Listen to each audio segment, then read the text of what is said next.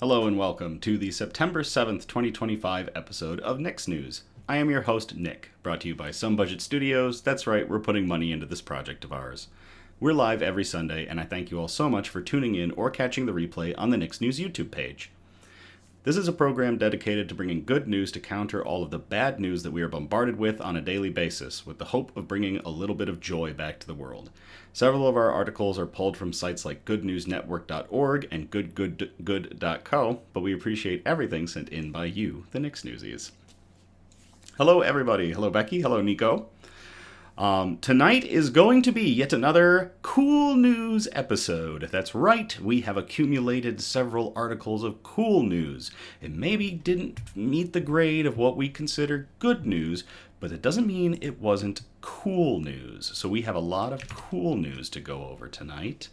A lot of which you, the Nick's Newsies, have brought to us, so we are looking forward to being able to present these articles finally. They may not have been, so we have an idea of what good news is and what we present as good news, but we appreciate everything that y'all send in, so we harvest these articles, we collect them, and we hold on to them until we can eventually do some cool news articles or some cool news episodes like this one. All of these will be abridged versions because instead of our usual 6 or 7 articles, we are going to have 12 tonight. So producer Donna, due to the sheer volume, has made abridged versions of each article, which I will be reading from. However, I will post the links for the full articles in the chat, and they will be available in the description of the video. Hello, Blue Falcon. Very cool. All right, so let's get into our news brew. The season may be changing, and with it my palate, but we still have some holdouts in the beer fridge to get through. Producer Donna decided to drop an alpha bomb on us from Big Rig Brewery. That's right, alpha bomb. This is a 6.6% ABV Hazy IPA. I'm a big fan of Hazy IPAs. Let the camera adjust the color again. There we go. Took it a moment.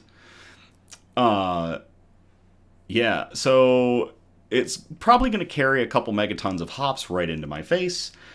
Because it is an IPA, we are just going to use the Wicked Pissa pub glass. Wicked Pissa. You gotta hit it with that Boston twang. And we don't need the Balisong bottle opener because it's a can. We are gonna have some bottles though. Check out our Instagram posts on Thursdays. When we show off what news brews are coming up, there will be some bottles in future episodes. I'm probably blew the gain on the audio on that one. Oh, it smells amazing. Get into theatrics of a 5-minute pour. The head is crazy on it. I want to get all the gas out of this beer. I don't need the gas in me. It's just all head. Like, it is a can of head. That is nuts. We're going to let that settle. Wow.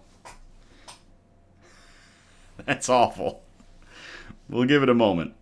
In the meantime, we can get into our shout-outs. Fox and Hen Winery is the place to be for fine wine or cider. Monday morning, September 8th, they are going to be hosting a Frontenac grape harvesting party. They're hoping to round up at least 10 helpers. I know they've got a lot of folks dedicated, but it doesn't hurt to have a couple more. It's going to be a fun experience, so if you can make it, please head to their Facebook page and mark yourself as interested on the event post. We have included the link down below in the description if you want to go to it from there. And Fox and Hen is located between downtown Grand Haven and Allendale. It should be a good one. Their last grape harvesting party was fantastic. I heard a lot of good stuff from it, so hopefully this one will be everything the last one was too. Haven LARP will be hosting their 3rd event of the year, starting Friday, September 12th, and running until Sunday, September 14th. If you've ever considered trying out a LARP, Haven would be a great first experience. The staff is dedicated, imaginative, and out to create a solid experience, and the player base is welcoming and they make for some truly memorable moments. Check out Haven LARP this coming weekend at Camp Lor-Ray in Twin Lake, Michigan, and link is in the description. And hello, Dirty Rogue. the beer has settled a little bit, but oh my gosh, never mind. Ah! Stay. Stop it. Lastly, shout out to Tesla Tree Service. Just a few hours ago, they rescued a 1-year-old indoor cat named Xylo. Scared and wet from the rain, the brown tabby is now safe at home thanks to Steve and the crew. Thank you very much, Tesla Tree Service. News quote: being deeply loved by someone gives you strength, while loving someone deeply gives you courage.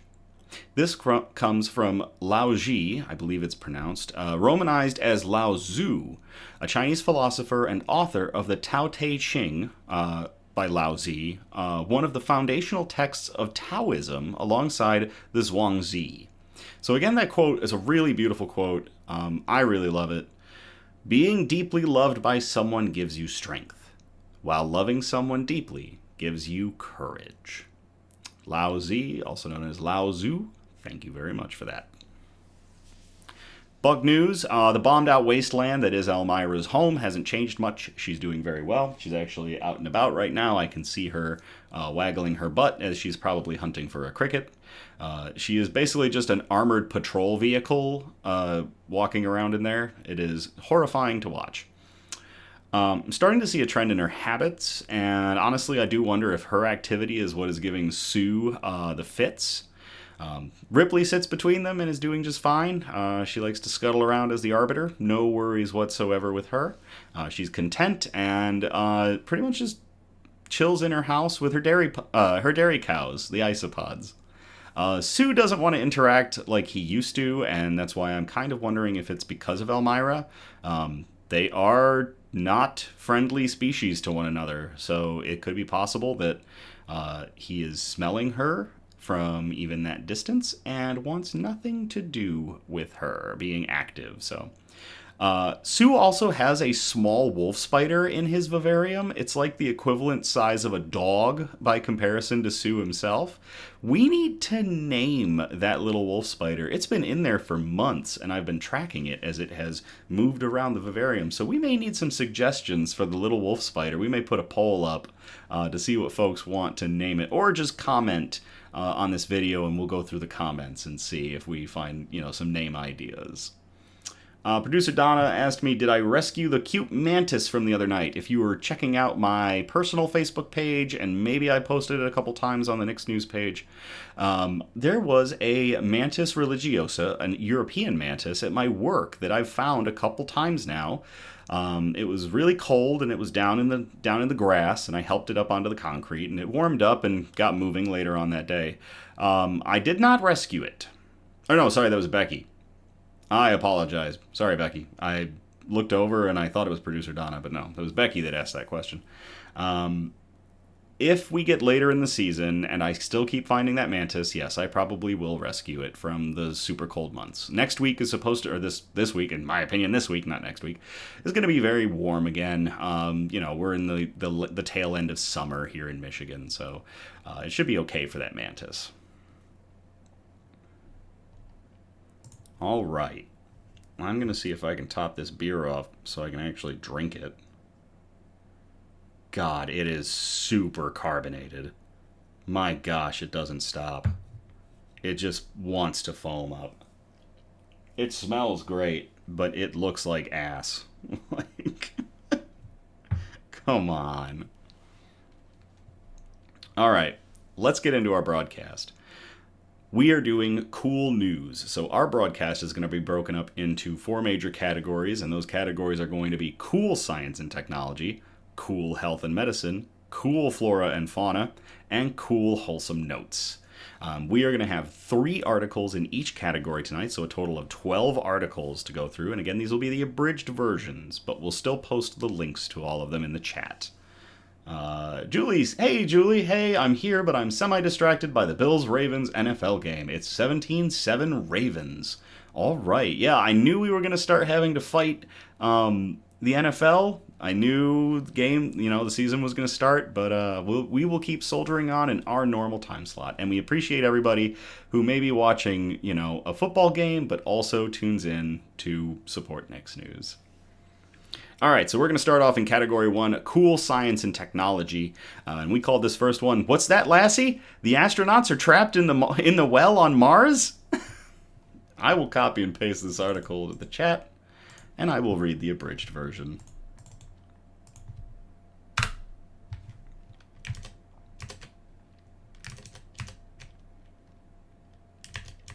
Where is it? Nope. There we go.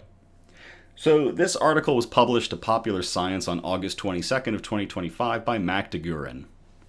And it's titled, "Lassie's Robot Dog May Join Astronauts on Mars."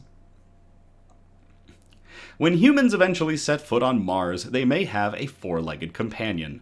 A team of scientists from Oregon State University, the University of Southern California, the University of Pennsylvania, and Texas A&M University tested a prototype of the future Mars robot dog earlier this month at White Sands National Park in New Mexico.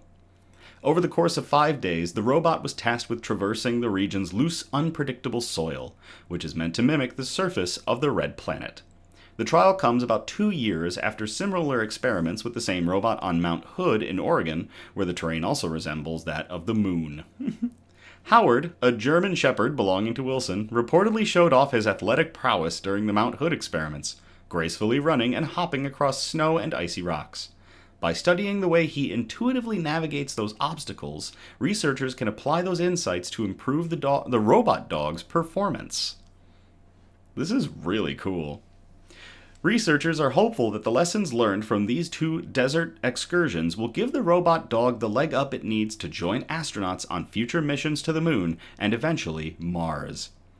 It would collect samples and alert its human partners when they are approaching unstable or unsafe areas. Fittingly, the robot dog experiments are being called the Lassie, Legged Autonomous Surface Science in Analog Environments Project. A video shared with Popular Science of the Dogbot shows the petite black and white robot dog named Spirit tip-tapping its feet across the vast sandy landscape. Spirit's head is composed of several cameras placed side by side. The robot dog's 4 stick-like legs allow it to adapt to different types of terrain and maintain its balance. These legs use what researchers call proprioceptive sensing. That's awesome. Which means the robot can detect slight changes in texture or recognize when one of its feet makes contact with the Martian surface. By using computer vision and machine learning to chart its own paths, the quadruped can autonomously collect samples. The end goal is developing a robot dog worthy of the name Lassie. That is friggin' awesome. Some really cool news to everybody involved in the Lassie project, building a robot dog to accompany astronauts on the moon and Mars. Cheers.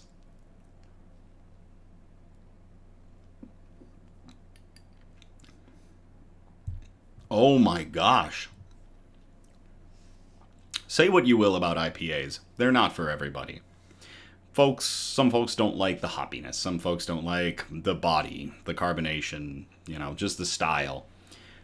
But sometimes you get a banger that's got a lot of big flavor and kind of goes to show what IPAs can be, and this is it. Producer Donna, thank you very much for this one.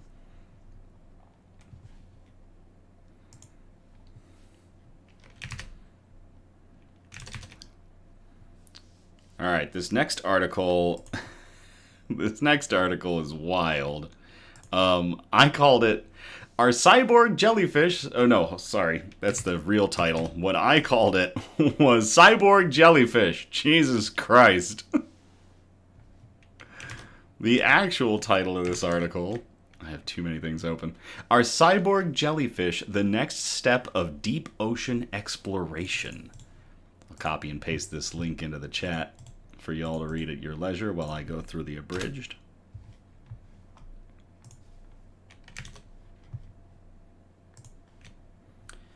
This article was published to ZME Science on August 22nd of 2025 by Mihai Andre and Zoe Gordon.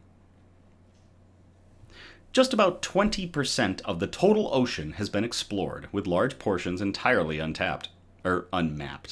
Untapped is the app I use to log all my beer.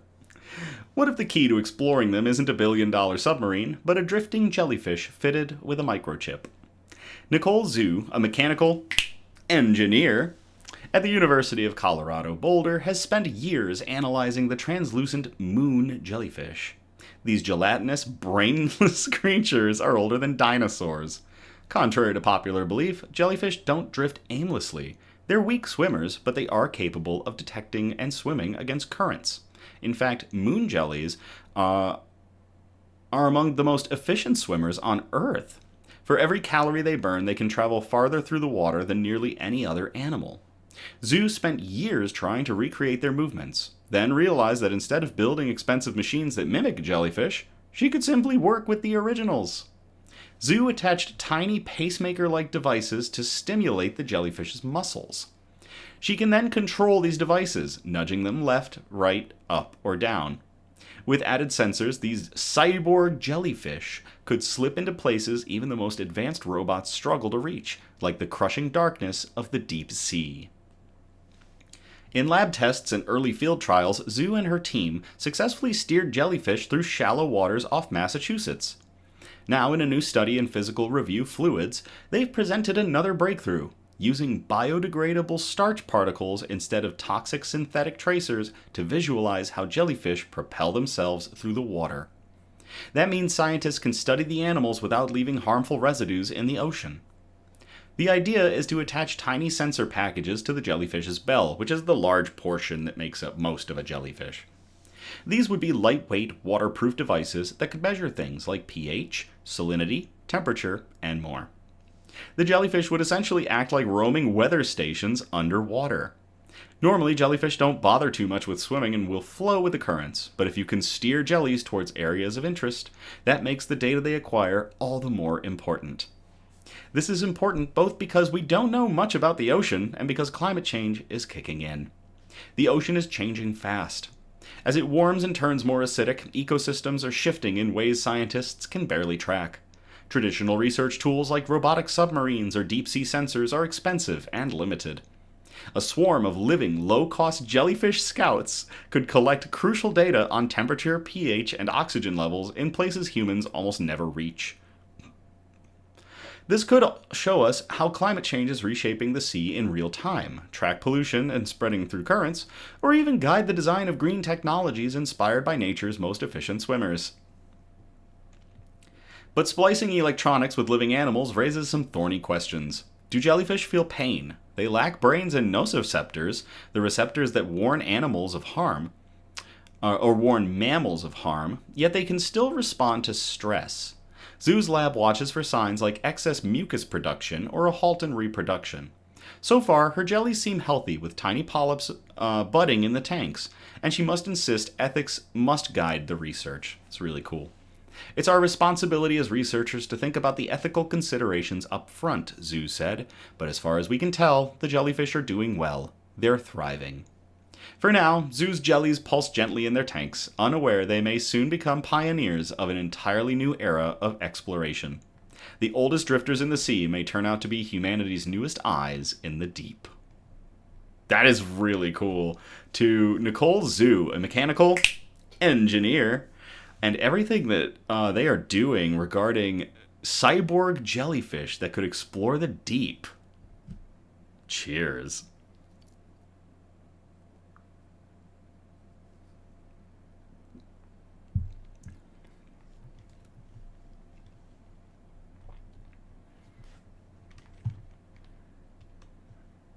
All right, third and final article in Cool Science and Technology. We call this one, I'm a-running over here now, beep boop.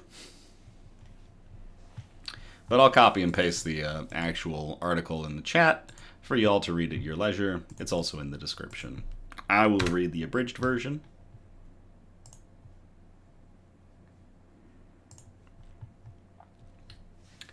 World's smallest self-propelled bipedal robot sets new speed record. This was published to SciTech Daily on June 21st of 2025 by Caitlin Landrum, Carnegie Mellon University. At under 1.5 inches tall, about the size of a Lego minifigure, the world's smallest self-contained bipedal robot can start moving from a standstill, walk at speeds over half a mile per hour, turn, skip, and climb small steps using only its internal battery, an actuator, and a control system. Nicknamed Zippy by its creators, the robot is the latest achievement of a multi-year project supported by the National Science Foundation and led by Aaron Johnson and Sarah Bergbreder. Bergbreder? Could be Bergbreder. At Carnegie Mellon University. The project focuses on understanding how walking works at miniature scales to develop more capable, tiny robots. Stephen Mann, one of the lead authors of the research being presented at this year's IEEE International Conference on Robotics and Automation, highlighted the complexity and significance of miniature-legged robots. They can go into tight spaces that people and even other robots cannot manage. Zippy could be a resource for emergency search and rescue, industrial inspection, and even deployment to geologically interesting areas for scientific research, he said. Julie, Wally. Undergraduate students Soma Narita and Yosef Masera were also lead authors on this work and helped to design Zippy based on the team's prior steerable bipedal robot, Mugatu, that featured rounded feet and a single actuator at the hip. The biped walks by lifting its front leg and shifting its center of gravity forward. The momentum from this shift, in combination with its rounded front foot, creates enough space for Zippy's other leg to swing through and take a full step. Because of its small size, Zippy uses an additional mechanical hard stop to act as a joint limit for its hip instead of a servo. So basically they've got this thing as cut down as possible to be this just the tiniest little get up and go bot, and it looks adorable. Both Zippy's small size and our mechanical adjustments enable Zippy to walk at an incredible 10 leg lengths per second, which would be equivalent to an average adult moving at 19 miles an hour. I will jog at 6. This little bastard could run at the equivalent of 19 miles an hour if it was the size of us. That's wild. This makes Zippy not just the smallest, but the fastest power autonomous bipedal robot of any size by that metric, said Sarah Bergbreder, a professional of mechanical engineering. Moving forward, the team plans to add sensors like cameras to Zippy, so that it can localize and autonomously navigate environments. With localization capabilities, multiple robots could be deployed together to coordinate as a swarm for inspection or search and rescue operations in hazardous environments. That is really cool. For everybody involved in the creation of Zippy, the smallest, fastest bipedal robot we've built to date. Cheers.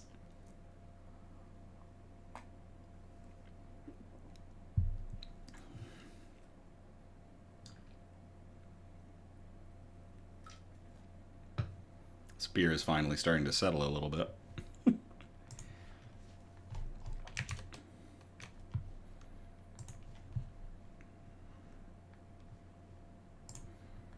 Okay, that's going to get us out of cool science and technology. We are going to move on to category 2, cool health and medicine.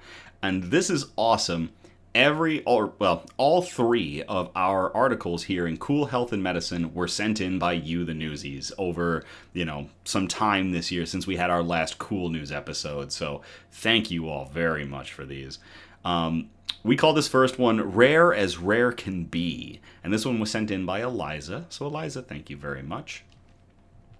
I will copy and paste the link to it in the chat for y'all to read at your leisure. I will get into the abridged version.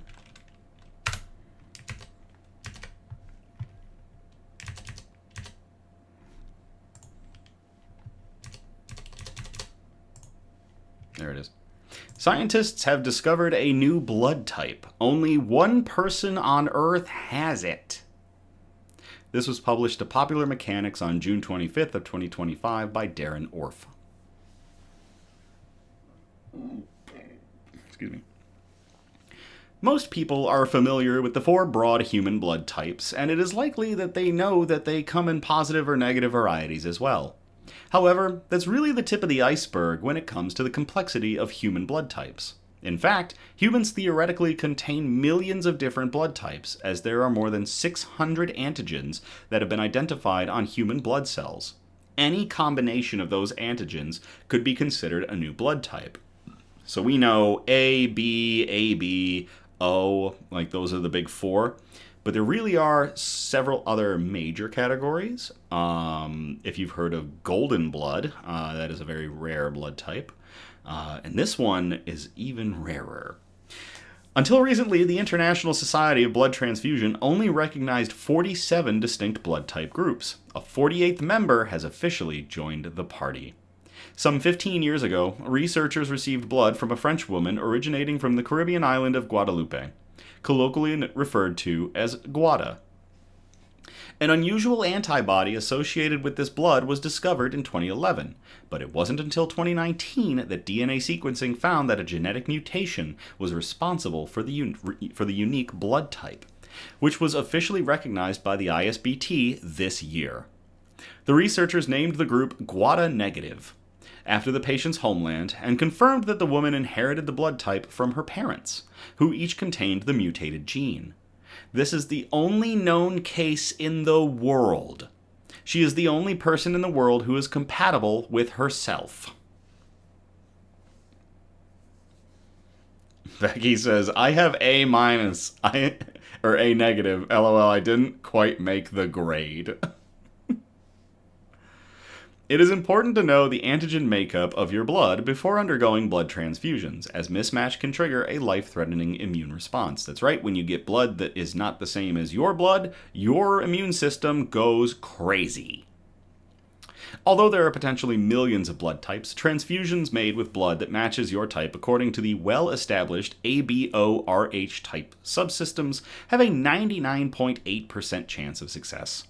However, it's still important to identify these ultra-rare blood types so that life-threatening immune responses can be avoided. Discovering new blood groups means offering patients with rare blood a better level of care, the EFS team said in a press statement. To everybody involved with the categorization of a new blood type, the 48th blood type that is only in one person on the planet that we know of right now, and to Eliza for sending in that article, cheers.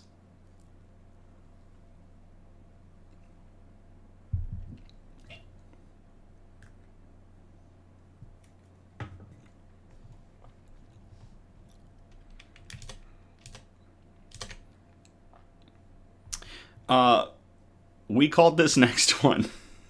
I'm going to try to get through it without laughing. Somewhat harder, could be better, maybe faster, definitely stronger.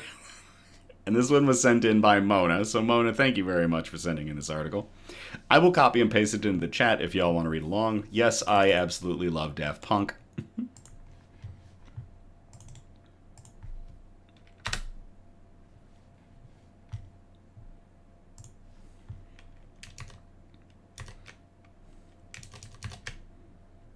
There it is. An injectable hydrogel for local bone densification. This was published to EPFL on January 28th of 2025 by Celia Luderbacher. Osteoporosis is a disease in which bone resorbs faster than it is formed, gradually weakening its structure over time and leading to fractures. Although the condition is well recognized, Dominique Pioletti, head of the Laboratory of Biomechanical Orthopedics in EPFL's School of Engineering, emphasizes that the economic and societal impacts of osteoporosis fractures are often underestimated. In the absence of effective preventative measures, around 40% of women aged 50 and over will suffer at least one major osteoporotic fracture. In men, the percentage is around 20%, he says. Moreover, people often do not realize the severity of the condition. In the elderly, fractures of the femoral neck near the hip have a 20% mortality rate in the year following the fracture, and over half of those affected are never able to return to pre-fracture activities. The diagnosis of osteoporosis is usually followed by treatment with systemic drugs that work either by decreasing the resorption rate of old bone or boosting new bone production. But both types of treatment can take up to a year to have an effect, leaving patients vulnerable to fracture in the meantime. Pioletti and colleagues at EPFL startup Flowbone have developed an injectable hydrogel that is made of hyaluronic acid and hydroxyapatite nanoparticles. That sounds awesome. And it's designed to mimic the natural minerals in bone, which produce rapid, localized increases in bone density. The team, in collaboration with Vincent Stadelman and the Schultes Clinic in Zurich, have recently reported a novel therapy that combines the hydrogel injections with traditional systemic drugs, so we're tackling it two-phase. The results, published in the journal Bone, show a 4 to 5-fold increase in bone density in the legs of rats with bone loss. Pioletti adds that the Flowbone team is now awaiting regulatory approval to move ahead with a clinical study in human patients. We hope that such a study will allow us to demonstrate the benefit of our hydrogel in cases where patients require rapid bone densification, for example, to support an implant where the bone is weak. Then, we want to build on this evidence, ultimately to develop therapies to prevent fractures due to osteoporosis. That is really cool. An injectable mineral material that basically tells your body, make some bone. That is awesome. To everybody involved in that team at EPFL, and to Mona for sending in that article. Cheers.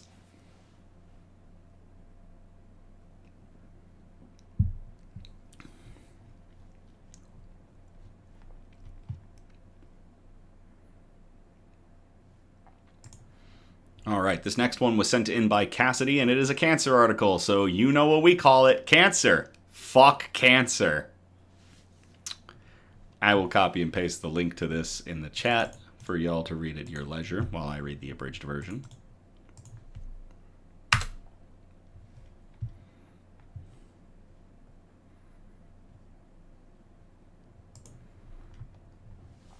South Korean scientists reprogram tumor cells without chemo. This was published to Business Today on June 15th of 2025, and there was no author cited for the article. In a discovery that could rewrite the rules of cancer treatment, scientists in South Korea have reversed the malignant nature of cancer cells without killing them.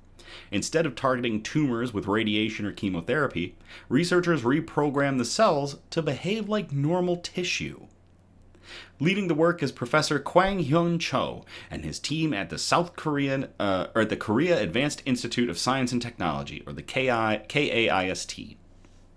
Publishing their results in Advanced Science, the researchers outlined a method to steer cancer cells away from uncontrolled growth and back toward a differentiated, stable identity. So that's right, cancer is usually a cell clump that has gone rogue and has begun going off the rails, and somehow we are turning it back into normal functioning cells. At the heart of their method is a computational system called Benign, or the Boolean Network Interface and Control, which models how genes interact inside individual cells. By mapping these interactions, Benign identifies key genetic regulators that control whether a cell behaves malignantly or normal. That's really cool. The study zeroed in on 3 such regulators: MYB, HDAC2, and FOXA2. Using data from 4,252 intestinal cells, the team reconstructed a gene network with 522 components. Simulations predicted that turning off these 3 genes would halt cancer cell proliferation. The prediction held up in lab-grown colorectal cancer cell lines and in animal models. In human... Ooh, you're supposed to be quiet. Why is my phone going off? There we go. In human cell lines HCT116, HT29, and CACO2, the triple knockdown slowed cell growth more effectively than knocking down any single gene. With these treated cells, when these treated cells were implanted into mice, the resulting tumors were significantly smaller in both size and weight than from those from untreated controls. Further analysis showed that treated cells expressed markers typical of healthy intestinal cells, such as KRT20 and VDR, while cancer-associated pathways like MYC and WNT were suppressed. We talked a lot about pathways and the different ways that cancer presents itself on episodes where we have articles like this. So this is really fascinating that we're kind of taking all of this framework and knowledge that we've been building, and we continue to find new ways to fight cancer with it. This is awesome. The gene expression patterns also closely match those of healthy tissue samples in the Cancer Genome Atlas. While challenges remain, such as adapting the method to various tissues and ensuring the long-term stability of reverted cells — that's right, you've got to keep them the way they are after you turn them back — the potential is profound. If refined and clinically applied, this technique could shift cancer treatment from destruction to reprogramming. To everybody involved in this study, reprogramming cancer cells to stop being absolutely horrible cancer cells, and to Cassidy for sending in that article, cheers.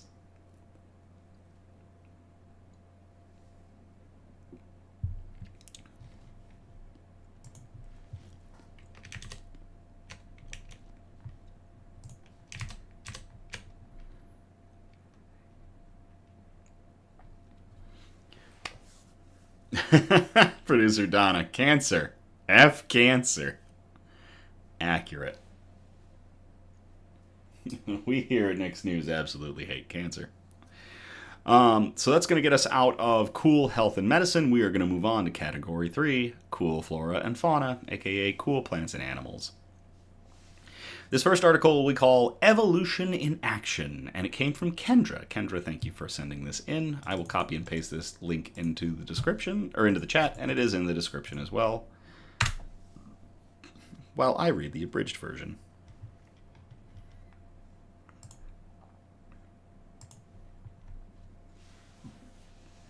Scientists hail third manta ray species, evolution in action.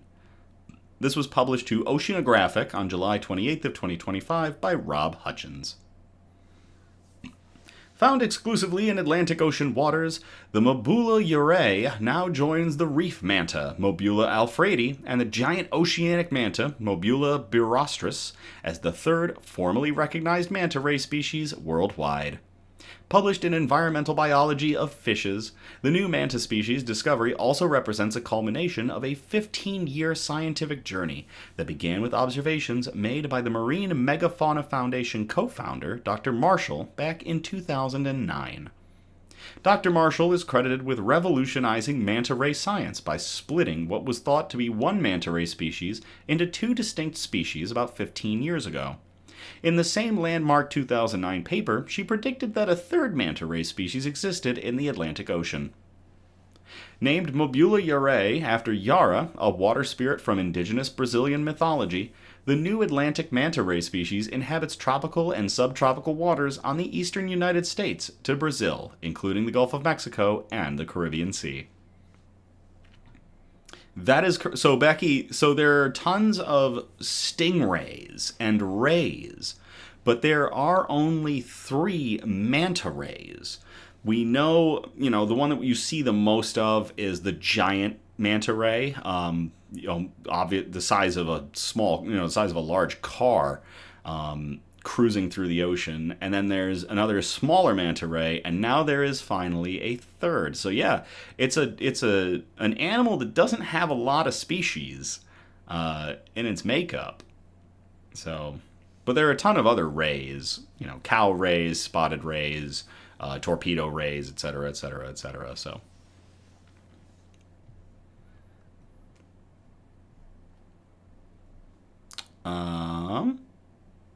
Dr. Marshall has been working with international collaborators to publish a formal description of this new species when she suffered a severe brain aneurysm and stroke in early 2024, following which she remains on long-term medical leave. The formal description was completed by an international research team led by Brazilian researcher Nayara Bucar from the University of Sao Paulo, with Marine Megafauna Foundation's Jessica Pate carrying forward the collaboration and providing Andrea's data and observations. Mobula urae shares many characteristics with both existing mantis species, which explains why it remained formerly unrecognized for so long. Distinguishing features do include distinctive V-shaped white shoulder patches, lighter coloration around the mouth and eyes compared to the darker faces of the giant mantas, and dark spots typically confined to the abdominal region but not extending between the gills as in reef mantas. So it has its own collection of features that make it distinct from the other two. I remember one of the first jobs I had was working in a lab, and I was identifying aquatic insects. And sometimes it came down to counting whether or not an insect had 6 or 7 sets of gills. And you're counting these tiny little gills with a microscope. So that was wild. But that's all it takes sometimes to denote a different species.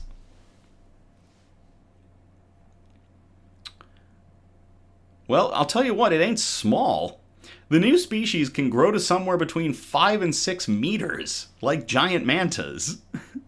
It's a classic case where the genetic analysis we needed to confirm what careful morphological observation suggested, said Pate. The differences are consistent once you know what to look for, but they are subtle enough that definitive identification requires expertise. The researchers suggest that with this discovery comes a rare glimpse into evolution in action. As one of the most recently evolved lineages of sharks and rays, manta rays provide a window into ongoing speciation, with genetic evidence suggesting M. yare diverged relatively recently from another manta ray species. Future research priorities include population assessment across the species' range, movement pattern studies using satellite telemetry, habitat use characterization, and threat assessment in key areas. Yeah, that is a big fish. 5 to 6 meters, you're looking at 15 to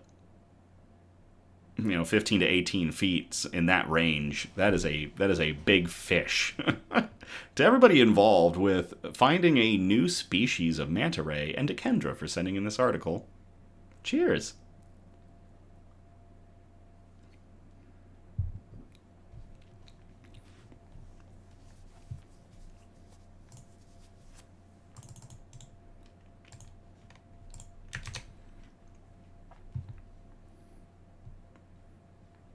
This next one we called My Two Dads, a Penguin Story. And this one was also sent in by Cassidy. So Cassidy, thank you for sending in this article. I will copy and paste it into the chat if y'all want to read it at your leisure.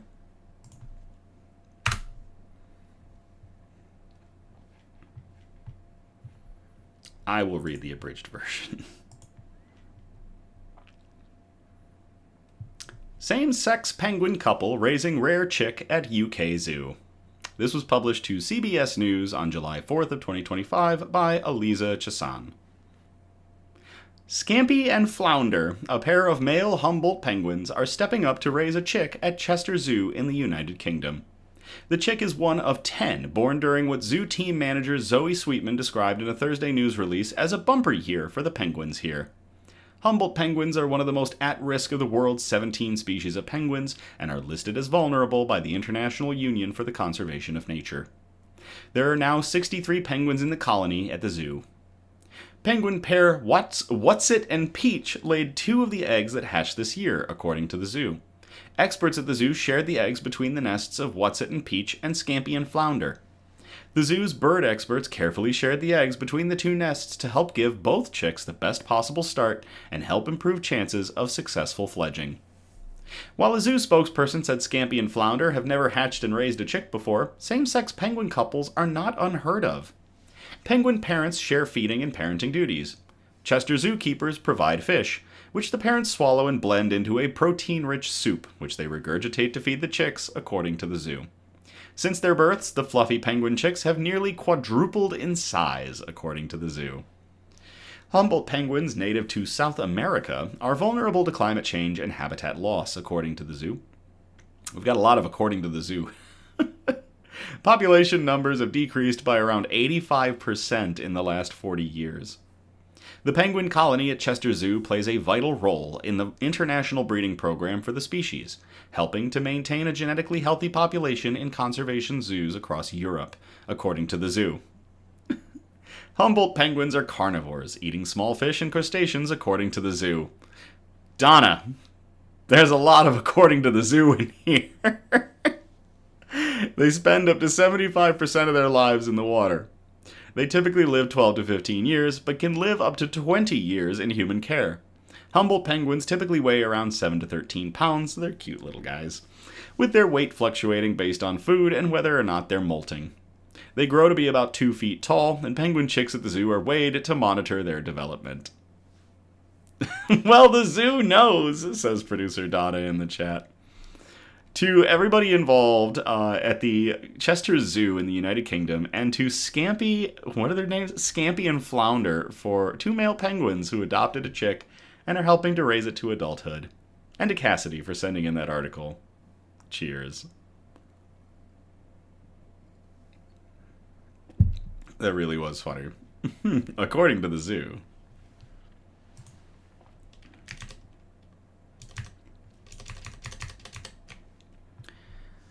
All right, one more here in cool flora and fauna, and we've got probably no easier to care for. This is what I called this nonsense. I'll copy and paste this into the chat for y'all to read along, and I'll read the abridged version.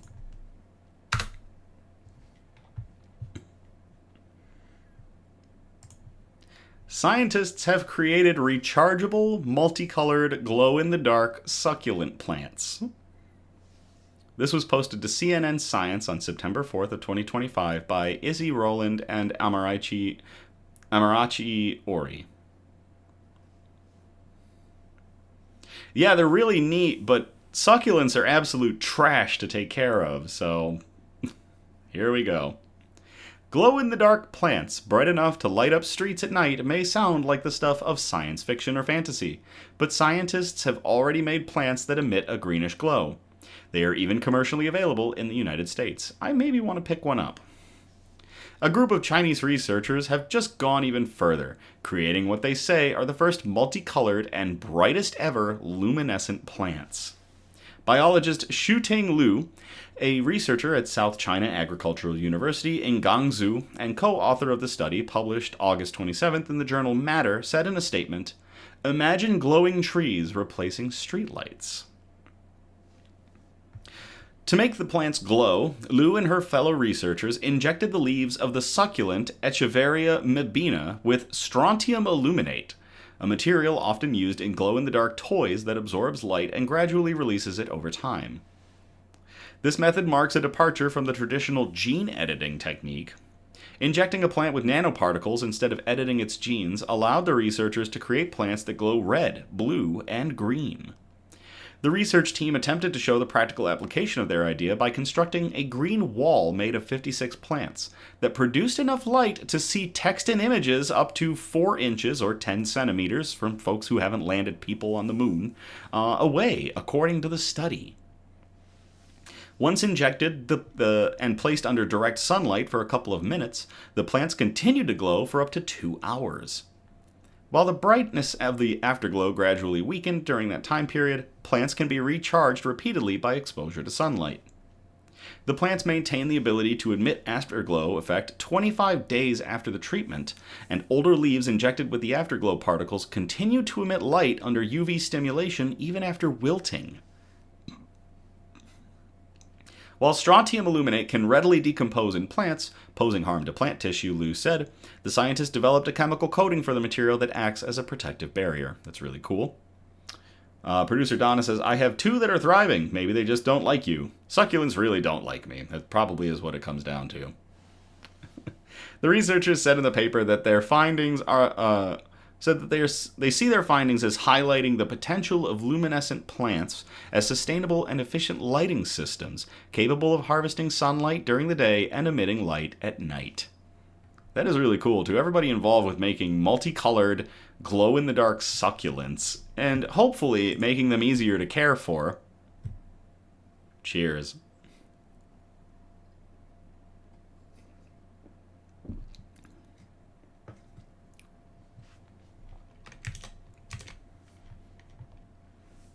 All right, that's going to get us into category 4, the cool, wholesome notes. And we called this first one, Practice What You Preach.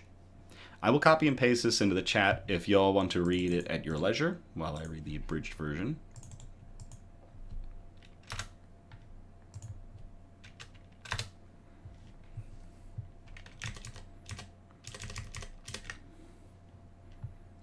Church to demolish existing worship space, creating 110 units of affordable housing. This was posted at goodgoodgood.co on September 4th of 2025 by Cameron Baker. St. John's Lutheran Church has sat on a downtown corner of Madison, Wisconsin for nearly 170 years, but its leaders are now working to demolish it.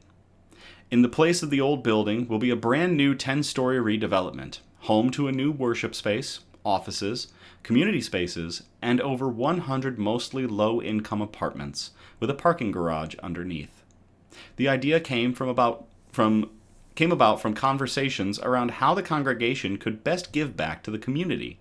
And now the $58 million project is about to break ground with the goal to be completed in the next 2 years.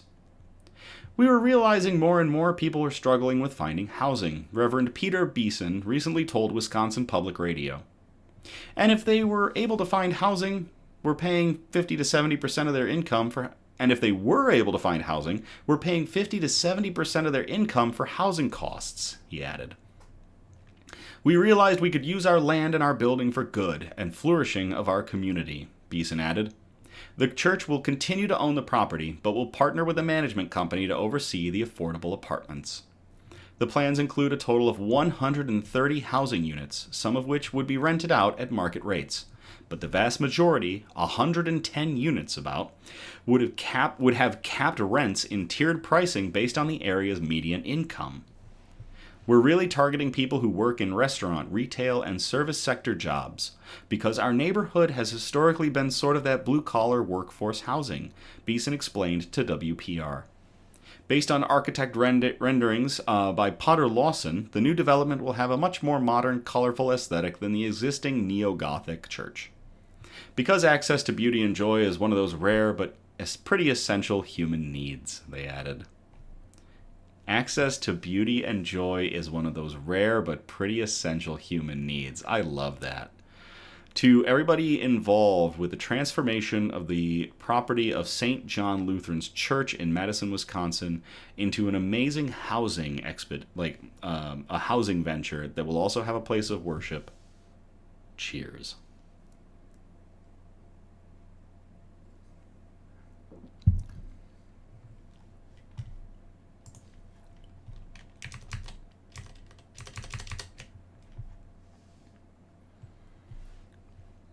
Call this next one From Fiction to Reality. I will copy and paste this into the chat if y'all want to read it at your leisure. I'll read the abridged version. We do the abridged versions because clearly, we try to keep our broadcast under an hour, and if we were to be reading these full articles, we would be blowing past that and then some. So this obviously helps quite a bit. There it is. After an AI-generated story about Travis Kelce donating a house to the homeless went viral, a different NFL player did it for real. This was published at goodgoodgood.co on August 27th of 2025 by Megan Cook. AI-generated headlines are increasingly common, but in a sea of misinformation, deepfakes, and entire articles written by ChatGPT, a particular brand of AI content has emerged. Fake feel-good news. Do you know how much I hate that? In June, a rumor about Kendrick Lamar and his partner, Whitney Alford, quietly paying off school lunch debt for 103 public schools went viral across Instagram, Facebook, and Twitter, also known as X. Although the Grammy Award-winning musician has a long history of donating to LA communities, the details of this latest story were not corroborated by any professional news sources. Ultimately, it all traced back to a single AI-generated YouTube video, which had spurned a frenzied game of telephone across the internet. As fake stories gain traction and flood the internet, they overshadow the real, factual good news that's unfolding every day. Stories like former NFL player Jordan Jenkins donating not one, but 2 houses to support homeless veterans in Columbus, Georgia. Jenkins, a Georgia native, played college football for the Georgia Bulldogs. He went on to play for the New York Jets, the Houston Texans, and Las Vegas Raiders before retiring from the NFL in 2022. On August 22nd, Jensen... Stop it, Becky! Becky said, artificial intelligence. I'm going to lose my mind. On August 22nd, Jenkins sang the praise of the Plumber House, a nonprofit that combats veteran homelessness and offers transitional housing to local vets. Over the last 15 years, they've helped impact the lives of 708 veterans, and the number will continue to rise moving forward, Jenkins said in a video that was shared across Instagram and TikTok. But for that, we need more people to come out and sort of put their money where their mouth is, and really get involved and really just help these veterans out. Heeding his own advice, Jenkins looked for ways to help. He soon learned that the house next door to the Plumber House was for sale, and bought it. Then he learned that a second house on the same street was up for sale, and he purchased that residence as well. Now in total, we've got 4 units that I'll be dedicating towards the Plumber home, just to help give veterans a sense of self again and really give them a little more privacy, Jenkins said, and help them get the rental history they might need to get the dream home that they really want. Jenkins said the cycle of homelessness continues because people don't have access to the resources they deserve. He wrapped the video by saying, I want to give them a second chance and a helping hand. That is really cool. To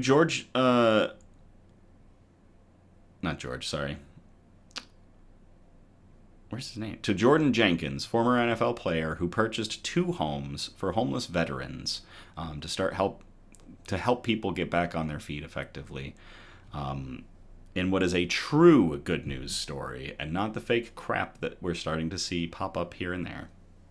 Cheers.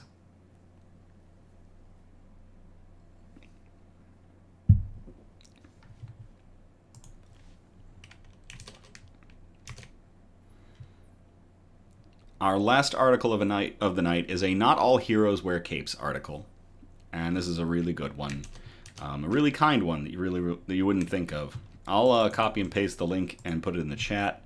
It is in the description for you to read at your leisure while I get through the abridged version.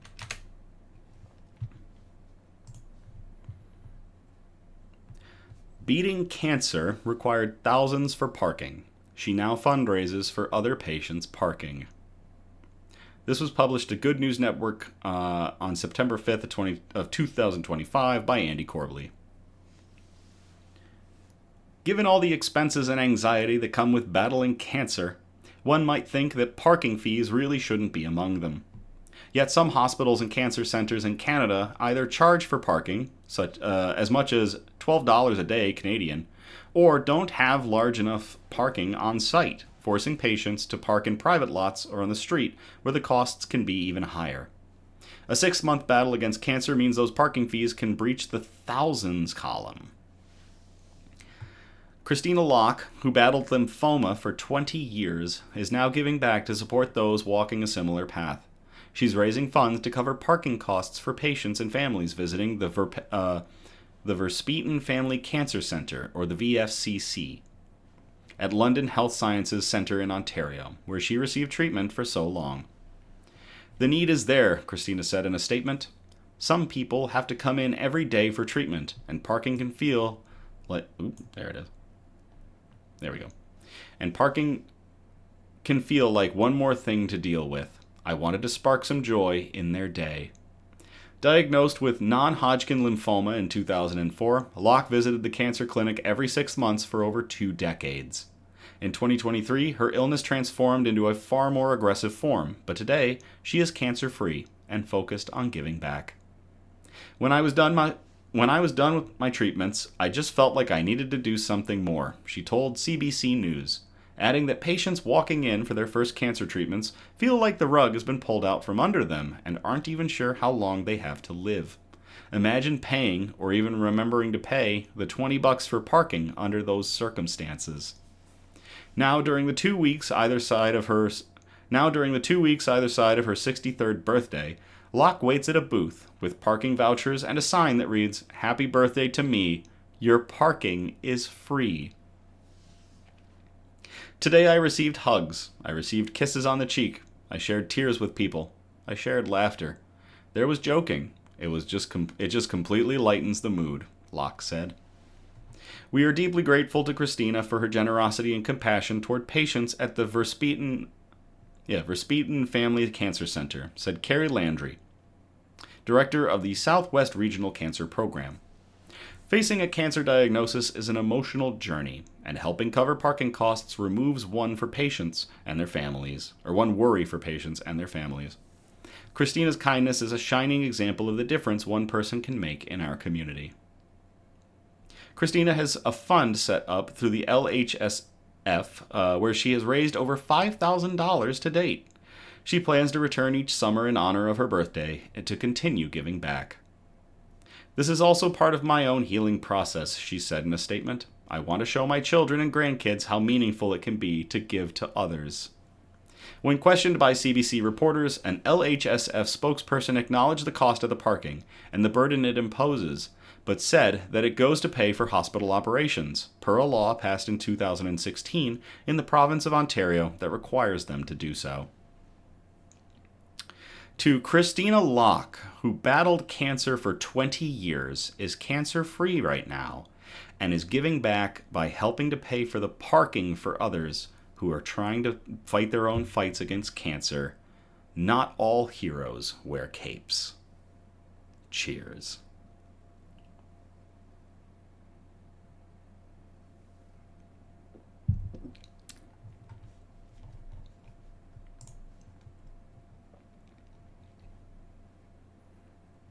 That was awesome. 12 cool news articles tonight. And we thank you all so much for all the ones that you sent in, seriously. Thank you all again for tuning in or catching the replay on the Nick's News YouTube page. We're live every Sunday, and our next episode will be back to good news episodes. It'll be a good news episode on September 14th of 2025. We encourage participation, so if you feel inclined, by all means, you can send us suggestions for news brews, shout-outs, news quotes, and of course, good news articles that we can present on future episodes, or cool news articles that we can present on a future cool news episode. If you send a bunch of articles, we appreciate if you spread them out across our 4 major categories, which are normally science and technology, health and medicine, flora and fauna, aka plants and animals, and wholesome notes, the really nice articles we like to end on, like Christina Locke, a true hero. You can message us on Facebook, Instagram, or email us at somebudgetstudios@gmail.com. Links are in the description for all of the ways to get a hold of us. Feel free to like, subscribe, or comment on our Facebook page, our Instagram posts, our TikToks, and of course our YouTube videos, so we can continue to get good news and joy out into the algorithm. This Hope Course stuff is continuing to grow. It's incredible thanks to all of you. We continue to grow. We see steady growth, and I couldn't be happier just to see us getting our product, our good news, further out to battle all the bad news. It really is something else, so thank you all again. I owe all of Nick's News' growth to producer Donna and you all for everything that's going on, so thanks. As always, thank you again. I love you all. Have a great night, and I will play us out.